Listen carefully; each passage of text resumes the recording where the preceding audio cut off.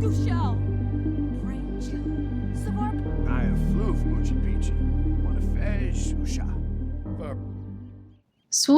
hello, and labas.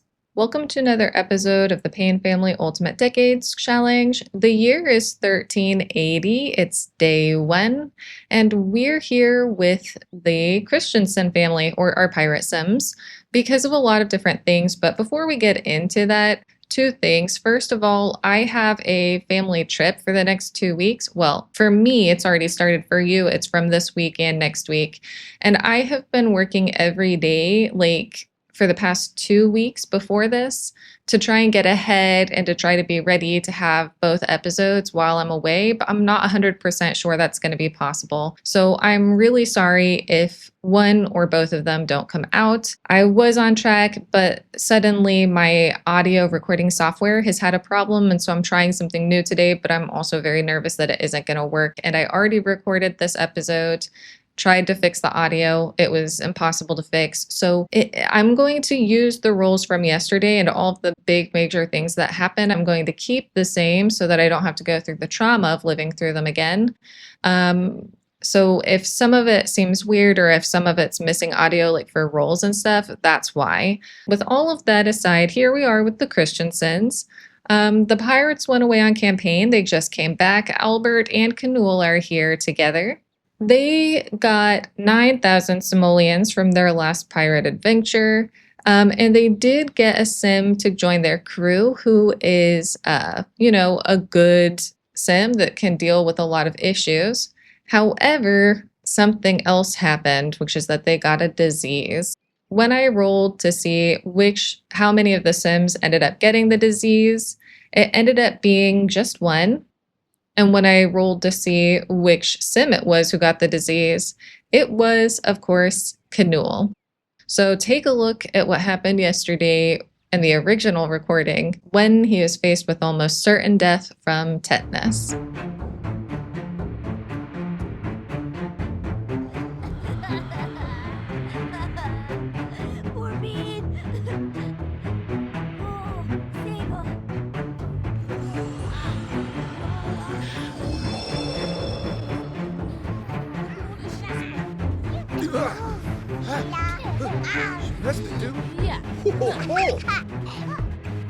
So obviously, Knud was able to be pled for successfully. Thank you so much, little Frida. You are the most helpful little girl in the whole world.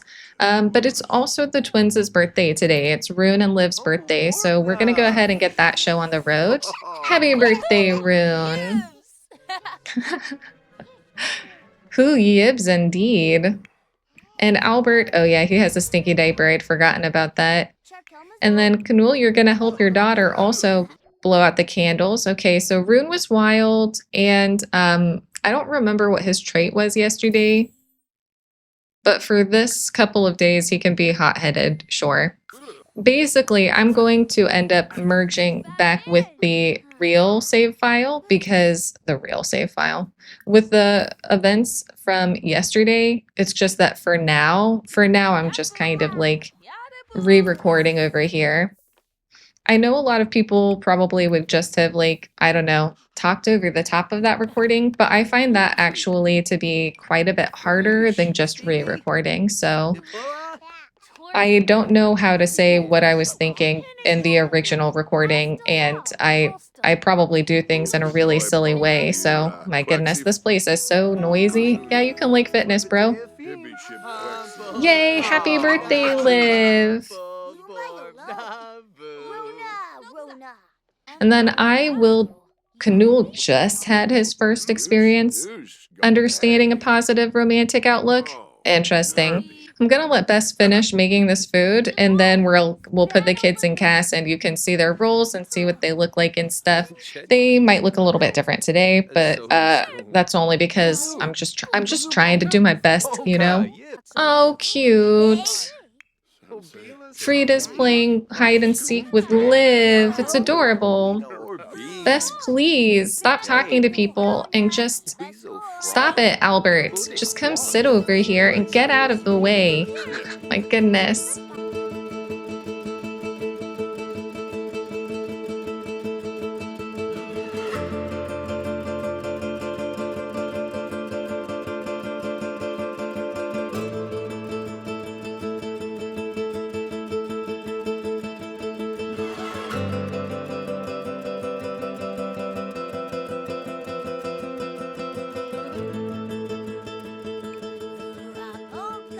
Oh, Albert, keep it in your pants.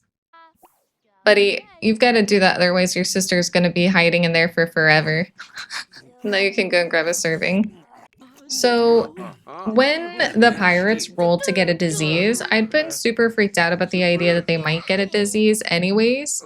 And I was like, kind of weirded out by it because I'd just been staring at it actually and thinking to myself, oh, this is going to be a big problem.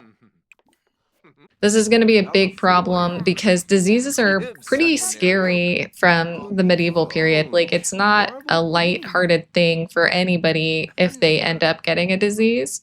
And so I thought actually it was going to be really fine. When I saw that it was in fact tetanus, I was like, oh, no big deal. I had no idea how fatal tetanus used to be. It used to be quite a pretty serious. Albert. Did she just ask him? Oh my goodness, of course she did. So, when I was looking into tetanus, obviously the first time I listened to the podcast, I thought that the way that tetanus gets you is actually scary enough that the very next day I went and got my booster because I couldn't remember when the last time was that I'd had my booster. And I thought, oh, better safe than sorry. We'll talk about how tetanus gets you later. But also, when I was reminding myself of what the podcast had said, sorry, that was a weird way of saying it. I was like kind of shocked by just sort of like the danger that tetanus presents. Like, okay, let's back up and take it from the start. First of all, the tetanus bacterium is from the same species as botulism, which I thought was quite interesting. It is a super widespread and very hardy bacterium. It exists in nature quite often. It's in soil, it's in a lot of soil, and it's also in the intestines of a lot of animals, including human beings, which is kind of interesting. So, the tetanus bacterium is around us all the time. It's an anaerobic bacterium, which means that it doesn't like oxygen very much, which is why it's in intestines and soil. And the way that people typically get exposed to what becomes what we know as tetanus, like the symptoms, is through deep cuts. Because when we get the deep cuts, if the bacterium gets into that deep cut, then the deepest part of that wound doesn't get any oxygen. So it allows the bacterium to grow. The bacteria itself isn't the problem. The big problem with tetanus is instead actually the toxins that are created when it is growing. It has two different toxins, but the one that's a problem is the second one, which is a tetanospasm, if I said that correctly. And basically that's a neurotoxin. So what happens is that that toxin, as the bacteria is spreading, it actually binds to your nerves to affect your nervous system. And once it gets into a cell, it will not leave. You just have to wait for the new cells to be generated to replace the old cells. And that's the only way to get rid of it. However, when it gets into those nerve cells, what it does is it basically blocks the release of neurotransmitters. It gets into your spinal cord and it ends up leading to spasming because your body isn't getting the things that it needs. An interesting and horrifying statement that was in the podcast is that if you look at a piece of paper, if you see a period on the end of a sentence, for example, it said that the amount of tetanus, botulinum, or dysentery toxin that would weigh as much as that small period on a piece of paper would be enough to kill 30 grown people.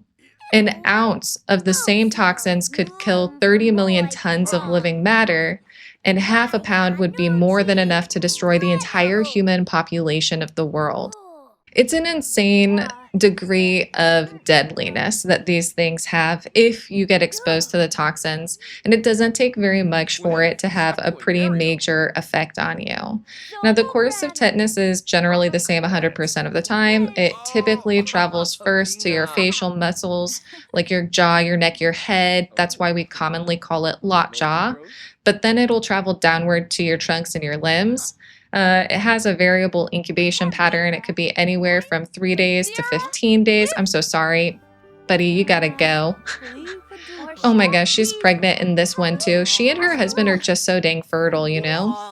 Now, what happens when you get tetanus and the toxins are getting into your cells and they're really affecting it is that your body locks up completely. There are obviously spasms, but the worst thing about tetanus, in my opinion, is that consciousness is preserved, meaning that while a lot of diseases you kind of get into a delirious state or a fever kind of takes you away from your body, with tetanus, you're there the whole time. And tetanus is really, really nasty when it gets you.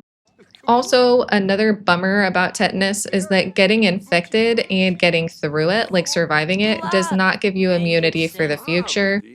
At least with a lot of other diseases, if you get infected with them, then and you can survive it, then you have a degree of sort of like, immunity for the future. And that's just not something that you get with tetanus. Unfortunately, with tetanus, like I said before, once it's bound to your cells, all you can do is wait for your cells to regenerate. There is nothing that you can really do to like make that go faster. And while there is treatments for the effects, it can only do so much. You have to just suffer through it. The only real treatment is to sedate people so that they at least don't have to be a part of everything that's going on. The reason why I bring that up is because the word tetanus actually comes from the Greek verb tano, meaning to stretch. And that's because the spasming that happens is like full on horrific. When people spasm from tetanus, they have such intense spasms that they often break their own bones, including their sort of like large leg bones and on occasion their spinal bones. Like the spasming that happens with this is so intense that your body literally breaks your own bones because of it. Up until like the 1800s, things didn't really change much for tetanus. Everybody was just kind of like hoping, Graham, you're really out of control with this howling. Up until relatively modern history, tetanus didn't have any kind of effective treatment at all, and there was no vaccination against it, of course. Even at the start of the 1900s, medical organizations reported the fatality of tetanus at around 85%. So it was not a small like fatality rate. Luckily, though, the vaccine was invented and the vaccine is very effective. And because tetanus is not really a fast moving, fast changing disease, it is unlikely that the vaccine will ever not be effective. It feels like tetanus is no longer a big deal to me, at least sometimes. But even in the 90s, it was estimated that up to 5% of maternal mortality was due to tetanus, and 14% of neonatal mortality was due to tetanus, which is like quite a high percentage for the modern era. The WHO also estimated that in 2018, 25,000 newborns died from neonatal tetanus, but that was an 88% reduction from the year 2009 and a 96% reduction from the 1980s. So it is a positive trend in terms of how tetanus affects people. In terms of Graham, Graham is going to be heading back to England soon. The captain has arranged for him to have safe passage back to England. And while he loves Bess and he loves his grandchildren, he does want to get back and see what's going on with his sons. Like, he has three sons, each of them have their own children now. And so he is excited to get back home and see sort of what their lives are like and how they're doing. Albert's just here because, Knud was sick, and so he brought him back so that he could see his family. Yeah, on that note, I think we might go ahead and leave these guys here. It's nice to see that everything's just kind of chugging along. Everyone's super happy. What is she begging for over here? The kids have really enjoyed getting to know their grandfather. Like, they all have really strong relationships with him. Bess has really loved getting to spend time with her father as well. In fact, Graham, do you want to come out here and say, like, give Bess a big hug and tell her you love her, because the next time we're here, we won't get to see the two of you together. And this might be the last time they see each other. Travel in this time it really wasn't that easy. Like, you couldn't just pop back and forth like we can do in modern times. If people went off and they were off living in a different place, they could potentially spend the rest of their lives not seeing their families. I guess we're lucky because our husband, Knud, is a pirate, and so he has easy access to a boat. But on that note, though, like I mentioned, I think we'll go ahead and leave these guys here. In the morning, we'll be in Lithuania, where we'll be hanging out with our good buddy Danielis. Oh my gosh, that's not the first time I've done that. With our good buddy Aleksas and Katrina, as well as going to the Miskinus, like Vilkas' home, to see what's new there. So I'll see you in the morning when we get there.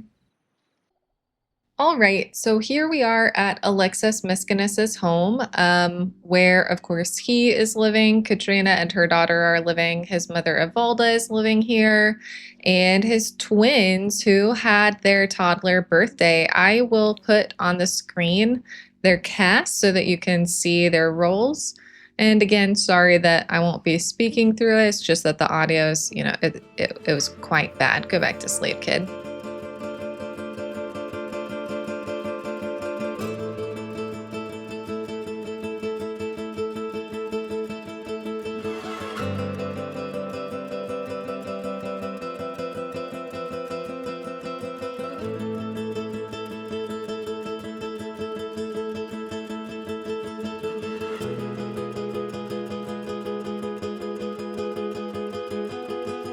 Luckily, both of the twins survived. They were totally fine. Everything was totally fine. And so that was really, really good. Avalda, when you wake up, do you mind emptying that? And there's a lot of Sims around here. So let's go ahead and, no, what do we want to make? Oh, you don't have any cooking skill. Katrina, first of all, can you get up and use the bathroom before you pee your pants? This did not happen last time, so I guess that's good. We'll talk about that in a second. I knew that she had better skill. Do you want to make some venison? I don't know where they got all this money from, and I don't know if that's true in the main save file, like the one that we'll be returning to. Could you get out of there, please, and just, I don't know, go sit over here? Actually, could you polish this to perfection and then mop this? Because it's kind of nasty. Somebody had a potty accident.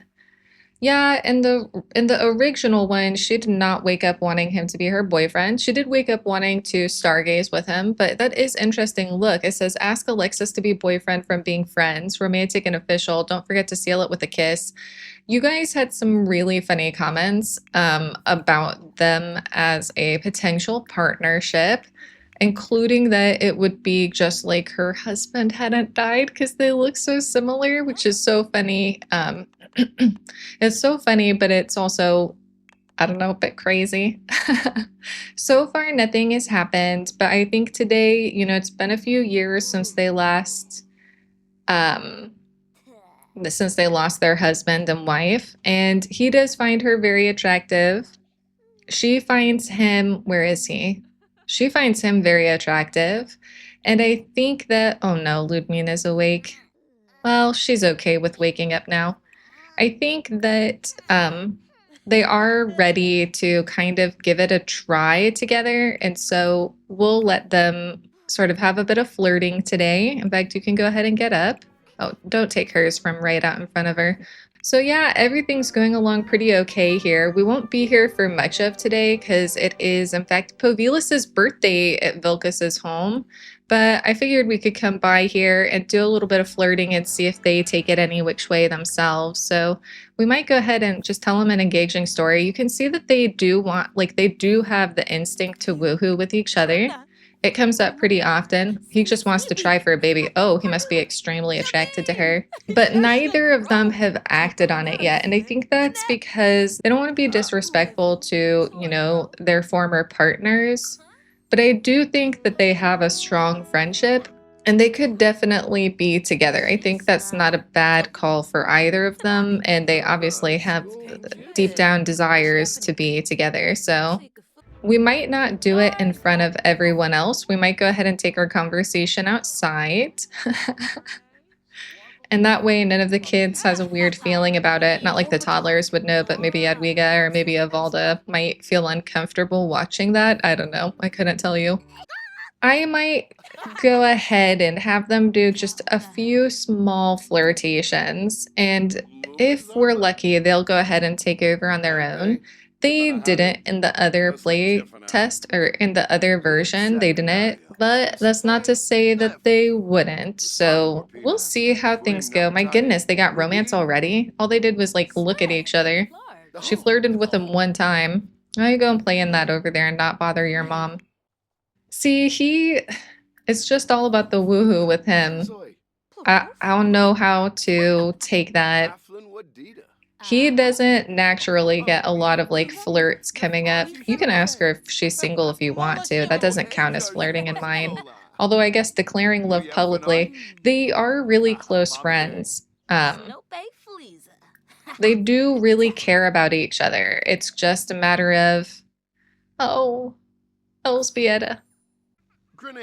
You can express admiration. I do think you admire her, and I do think you're quite close friends. These two, I think, are in quite a vulnerable space emotionally, so I don't really want them to have a super fast-moving relationship if it does become a relationship. So I think that, we'll just let things go how they go. Right now, they've got a big focus on taking care of the kids and making sure the kids are okay and making sure everybody is happy and healthy. And if things come up now while they're, this age, then that's fine. I can see you back there. She's back there just dropping paint all over the floor, dude. But we won't. Alexis. He just asked her to woohoo. Guaranteed that's what just happened. Well, we'll let them do it and see what happens. If they get pregnant, then they get pregnant, Something that's kind of funny about this lot, though, is that it does not mind if other Sims are in the same place as you. They do not tell them to get out of there, so I don't know. It's very historically accurate, but kind of awkward because there's two toddlers right there. What do I know? Oh, that's good of you. You're cleaning it up straight away, and something is very wrong with this bird. That bird has a problem. Thank you for cleaning that up. Is there anything we can get from this? No? Is there anything down here? What is this? A cat? Oh, you go say hi. What's your name? Waffle? Waffle, do you want to be our pal? Oh, you're hungry? Well, you're over there saying howdy doody. You're over here teaching her to talk. Can you, like I said, read her to sleep? She's like pretty tired, He feels very confident about that. And Katrina, what is your relationship? Oh my gosh. And immediately crying. It's not the same. I'm so sorry. Well, you guys let me know. Do you think this means that they should be together right now, or should we continue taking it slow? We won't see them again before I get back. Oh, goodness. So that's where we're going to leave these guys here with that craziness that just happened. And I'll see you when we get to Vilkas's house in just a moment. I can't believe that he just asked her to woohoo. That guy's so crazy. He's a crazy dude. All right, so here we are at Vilkas's home. There's been some changes around here. There's been some change. Hey, Tasman, where are you? Oh, you weren't the one. Swayone, what are you doing? Oh, you can't go to the bathroom? Vilkas! Bathrooms are at a premium. Don't tell her to go away. You go away. Oh my goodness. She's gotta pee, dude. You get out of there. No, Swayone, don't go. Don't go. Vilkas will be fine for a minute. You go over here to use the bathroom. Raphael, why don't you go and, I don't know, practice punching? So today it's Povilus's birthday. Where are you, little fella? Can you believe it? It's the last of Vilkas's little kids all grown up. He's going to be a big kid. He's going to be a teenager ready to start his own life. And not only that, but in the background of between like last episode and this one, I had Raphael go ahead and meet some Sims since he's older and he could have gotten married a few years ago. So I thought, let's go ahead and introduce him to some people. I'm so sorry. I'm just going to go ahead and change your outfit real quick. Yeah. So that everyone can see you. And so now he is married, not through the in-game mechanics. So sorry. But Povilus aged up without us? Oh, dang. I'm so sorry, dude. I thought we had more time. I don't remember what his other one was, so ignore anything that's happening with his traits right now. Whoops. I'm sorry, Povilus. Oh, he's not that sad about it. Well, Tasman, dude, why do I have to manage everything? Why can't you guys manage yourselves? I'm sorry, that's not going to be warm enough. There you go. This is his new wife. Her name is Jillian. I keep trying to call her Gillian, even though I know for a fact that is not a name. I still keep trying to do it anyways. I cannot defend myself. She was shared on the gallery a while ago by Betsy5687. She's super cute, super, super cute. Her mom is in the world somewhere. And when she and Raphael met, they became soulmates, but it is kind of interesting because they have some issues with their attraction with each other. Buddy, Jillian is Raphael's soulmate. However, I do want to say that they have a steamy dynamic and they are soulmates. They're also best friends. They became best friends and she's satisfied with their relationship, but she is also very unattracted to him.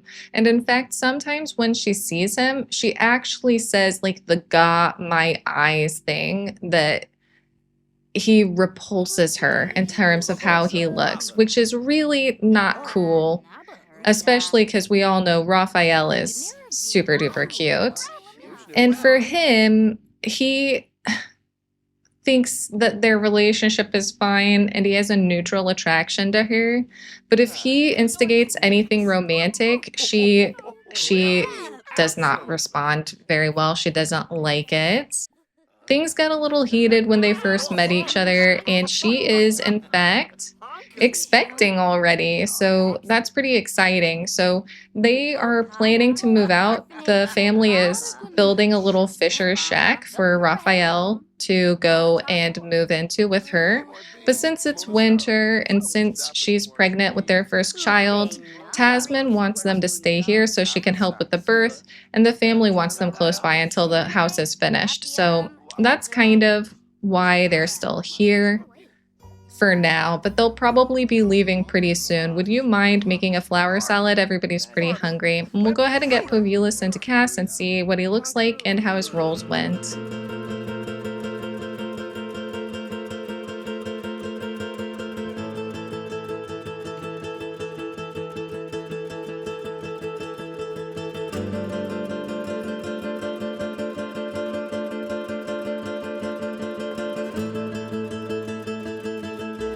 All right, so there we have it.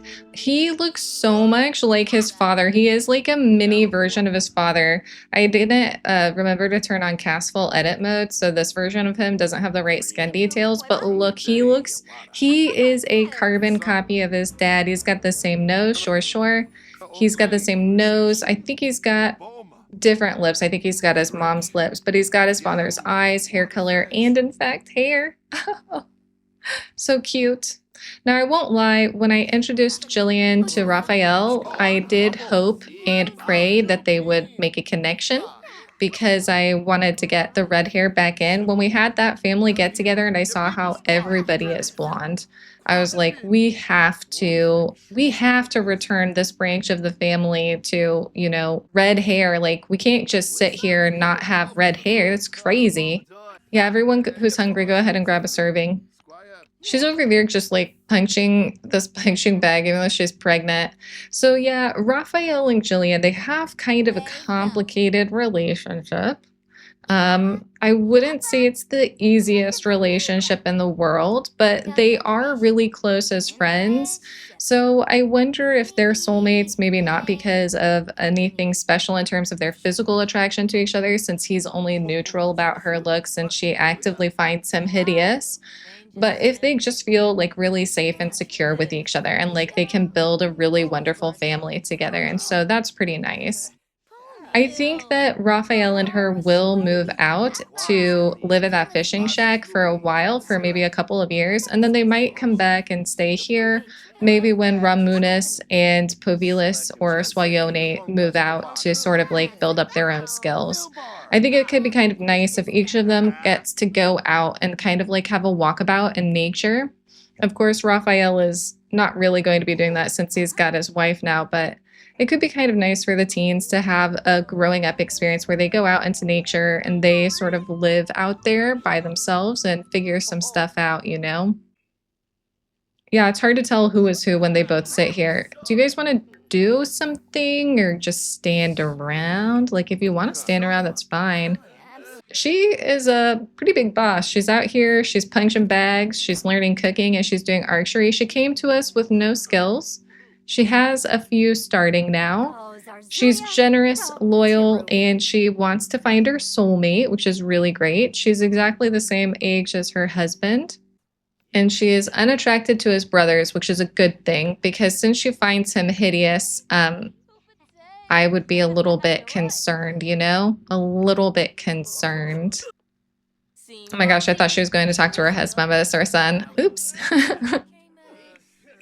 Why don't you, whoops, play cards with Jillian so you can get to know her. And Povilis, you can play too. The boys are off doing other stuff, but Povilis, maybe he likes hanging out with his sister. He and Swalyoni, I think, are actually quite close. Vilkas has already taken him outside to do archery, and so is Raphael, so I guess everybody thinks it's training time. These guys are just going to hang out and chit-chat with each other, you know, get to know each other, welcome in the new member of the family, say, hey, we're really excited that you're a part of this family and that you're going to be welcoming in a new Miskiness. We want our numbers to grow. I'm glad that Jillian is getting along with the family, actually, because it could be pretty awkward if you had to live with somebody, a whole family of people, I mean, and you're pregnant and you've just married this guy that maybe you're not that sure about how he looks, and the family doesn't like you. I feel like that could be like pretty awkward. So it is nice that they are getting along like that and building relationships. It's really good. But I think I'm going to go ahead and pull this episode to a close here. This lighting is stunning. Like, how can we not pull it to a close here, you know? In the background of this half year, quite a lot of stuff happened. Last episode, actually, Muriel Greystroke ended up getting married. It was an arranged marriage to a guy named Justin Howard. Yeah, sure, they can be jokesters. And what was interesting is that they actually got married, and was at the altar as they were looking at each other that they discovered that they were soulmates through the Soulmates mod. So even though it wasn't their choice, well, I mean, it was. They chose to go along with it. It was really nice that she ended up becoming soulmates with him, because Muriel has met and dated a lot of Sims, and she just never has any kind of affection towards them. So now they are together. They're pretty happy. They're still building their relationship, but they are expecting soon, which is exciting. Her brother James's wife Thera went into labor again. She was safe and the baby was safe. It was another boy, so now they have two boys. Kira Woodhams became an infant. Egla's firstborn son Philip aged up to his toddler birthday and he was fine. And she also welcomed a new boy as well, and she and the new boy were fine. So it was like pretty successful overall. There were also a handful of young adult birthdays for background Sims. The background Sims that had their young adult birthdays were Stefan Greystroke, Gerdinus and Agna of Narva, and Alfred Payne. But I don't know that I have their pictures because I normally don't go out of my way to get the pictures for the background Sims. I'll have them for Family Echo in the future, but not just yet. So anyways, I hope that you've enjoyed this part. As always, let me know your thoughts and ideas in the comment section below. Hopefully the next episode comes out on time. If not, I'm really sorry. But in the meantime, thank you so much for watching, and I will see you in the next one. Bye-bye, everyone.